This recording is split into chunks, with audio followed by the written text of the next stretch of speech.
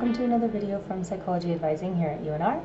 Today's video we're going to be going over your academic requirements report and turning that into a checklist from the psychology department to hopefully help you register for classes.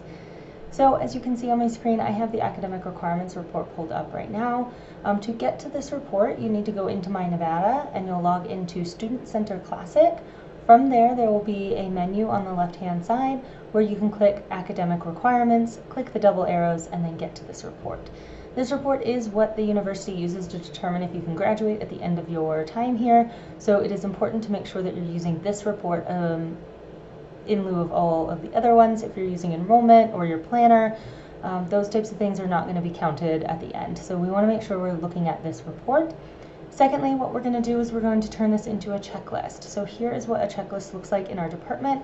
These can be found right outside the psychology department, and you can ask somebody in the department if you can't find them, but they're right outside the door. I'm going to be using the Bachelor's of Science in Psychological Science today because this one's kind of a bridge between the other two, which will allow you to make the inferences that you need if you're on either the Bachelor of Arts or the Bachelor's of Science in Behavior Science. So what you can see from this checklist is we have them kind of cordoned off into different requirements that we're going to have to hit. This first box here on kind of the left-hand side, this is our core requirements that we have to do. This box down here is going to be our minor requirements, or if you're a double major, your double major can go in there as well. The box on the right-hand side is a lot bigger because that is our major requirement. So that's going to be everything that you need for psychology. Down here you have general electives if you need them. You may or may not, depending on how many credits are needed. And then at the very bottom, this is where we're going to kind of start. This is our university requirements. You need 120 credits total, and 40 of those credits need to be upper division being 300 and 400 level classes. So I'm not going to show this checklist on the screen very often. I'm going to mostly walk you through how to read your requirements report. Just know that when you're using this checklist in conjunction with your requirements report, that you're just checking off the courses in these kind of little lines right here. You can check them off if you've already taken them, and then you can highlight the course if you need it, and then you can go and find the course that you need. So for example, let's say you still needed Math 181.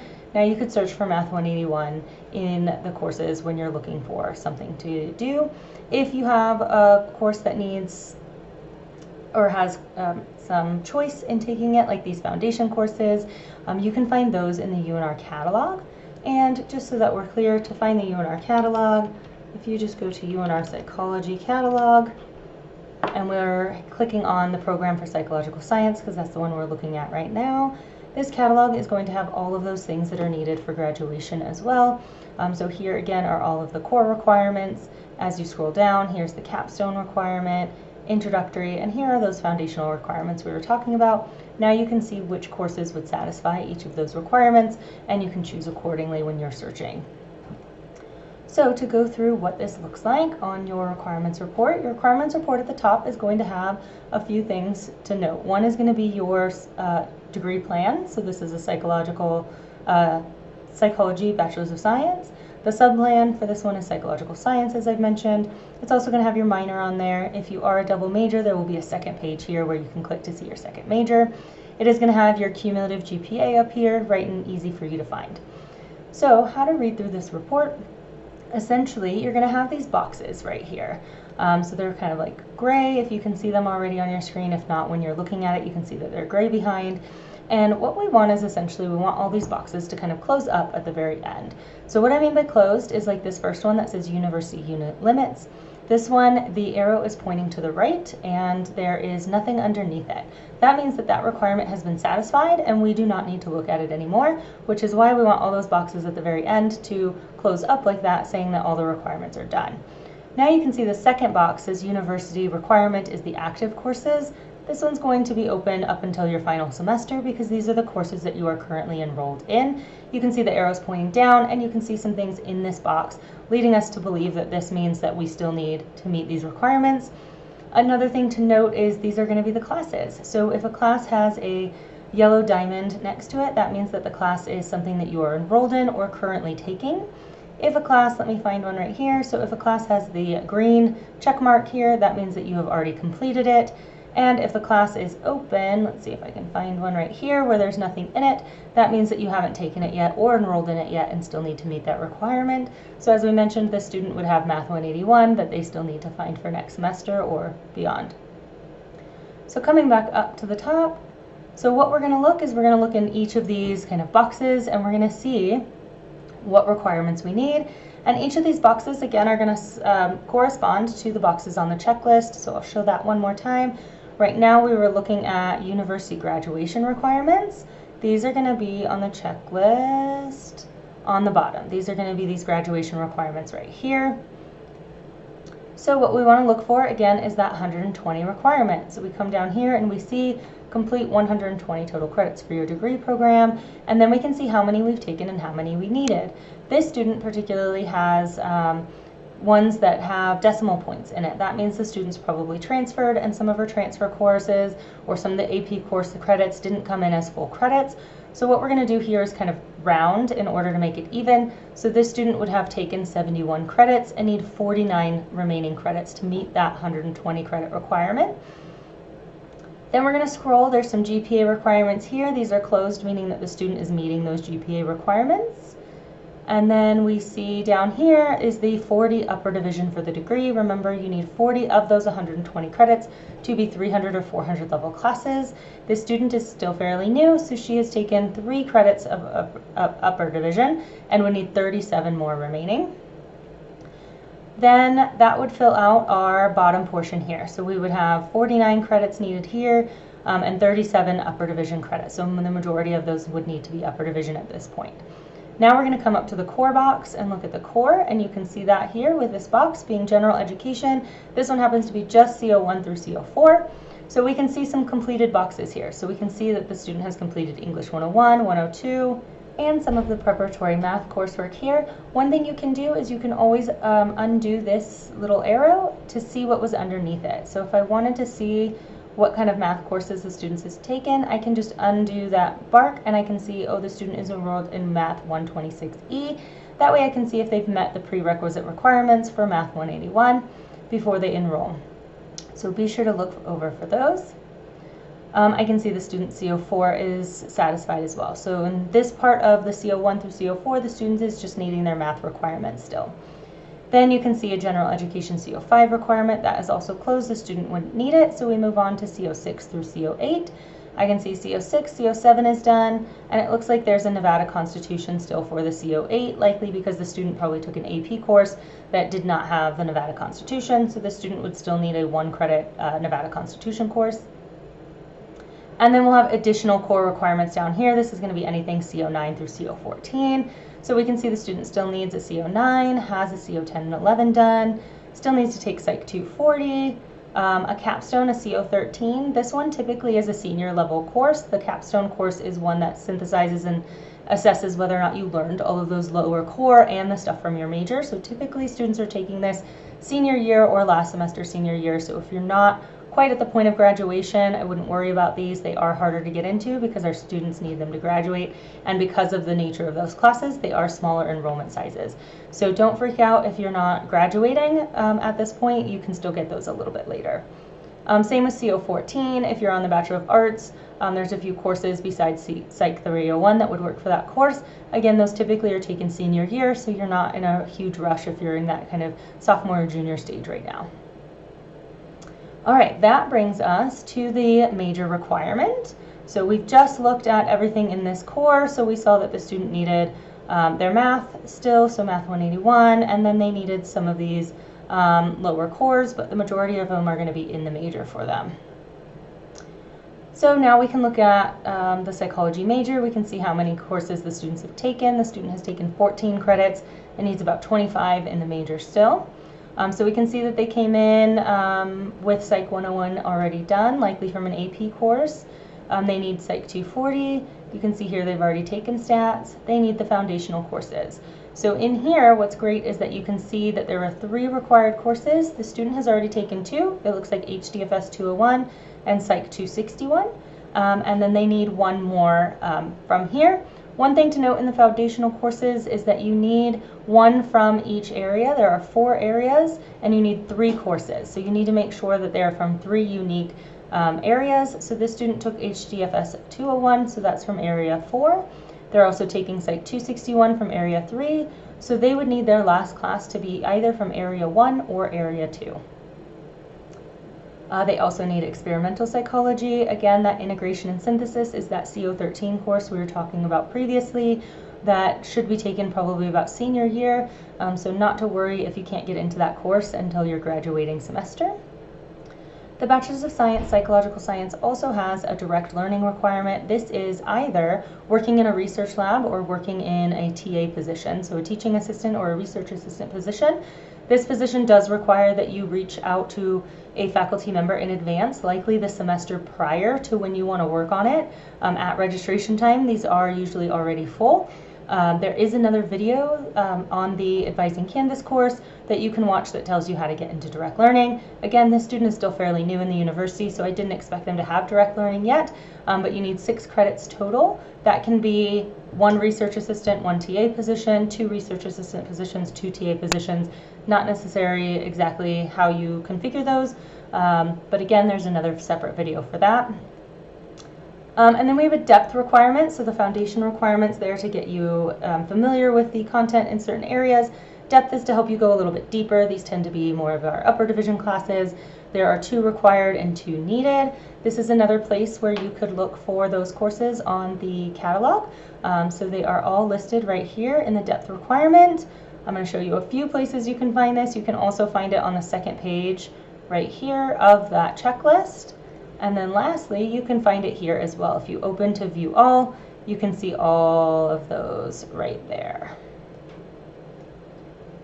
Okay, then we have additional psych. These will be our psychology electives. There's no list of psychology electives. They're just any other psych course as long as you haven't completed it before. You do need 6 credits of those. Most of you will come in with Nevada Fit like this student. That's 1 credit. You're typically going to still take 2 psychology electives to get that 6 credits. And that brings us to the end of our psychology major. So you can see we had the 101, the 240, they had stats already, they had 2 foundational courses, so we would check off 2 of these and highlight a 3rd one. We would highlight 301, integration, synthesis, direct learning, depth, and electives for that student as well, because those are needed, and those are courses that they could look for the next semester. Ideally, they'd be looking for maybe the foundation, a depth, and an elective, since it's a little early for direct learning and integration and synthesis for them. Next, we're going to find the minor requirements. So this student happens to be a human development and family sciences minor. You can see that they've taken about 3 credits and need 15 more. So they have taken the HDFS 201. They still need HDFS 202. That would be a great thing for them to take next semester, as it's the next in the sequence. And then following that, they can start looking at these other core courses and looking into taking some of these. And you can meet with a minor advisor at any time to go over that coursework. So that's what it looks like for this student. So what I want to do now is go through a second student just so that we can see kind of differences in how it might look for each individual person. And I'll go a little bit quicker on this one since we have already looked at kind of how to look at it. But again, we see the student's plan up here, so they're the psychological science BS. What I don't see quite yet is a minor, which is okay. The student might also be fairly new in their coursework. I do see their cumulative GPA right here, 2.26. And again, we see that kind of university unit limit box closed, and we see the active courses right here that they're enrolled in that are still available. So again, we're going to start with those university graduation requirements. Again, on the checklist, that's going to be those ones down here. So we're looking particularly for the 120 requirement and the 40 upper division requirement. So if we scroll down, this student was not a transfer student, or at least their transfers might have come in more evenly. So we see that they have taken 38 credits and need 82 total remaining. We do see here, now that those GPA requirements were right here, this one is open, meaning that they're not quite meeting that GPA requirement. With 82 more credits, I'm not worried about this student at this point, but there are GPA calculators you can use. I'll show you really quickly. If you Google the UNR GPA calculator, this one's great because it takes in all the math that UNR uses, and you can put your previous coursework in here. So we can put, I think they were at like a 2.33. Oops, put that over in the GPA. And then the number of credits. So what was the student had? 38 credits. And then you can add your courses in here for the semester and see what happens if you get certain grades, and hit calculate, and it would show us that with those 2 courses the student would increase to 2.472. Your advisor can help you with this type of calculation the first time you're doing it if you need to. Okay, so going back, now we see we're going to scroll all the way till we get to that 40 upper division requirement. So again, this student is newer in the coursework, so they've taken 3 credits and need 37. So once again, we would put those numbers right here. So the student needed 82 credits to get to the 120 and 37 credits to get to the 40 upper division requirement. Then we would go to their general core classes. So again, the student has done their introductory core for English, still working on their Math 181, so I would recommend a math class for them for next semester. The student also happens to still need one of their CO4 classes. So CO4L means a science class with a lab. CO4 means one without a lab. You would be able to see which one you need based on which of these are open. So this student needs a CO4L, one with a lab. It's going to show you every course offering that might work with that requirement. The same thing happens for this on the Bachelor of Arts with the foreign language. It'll show you all the foreign language options.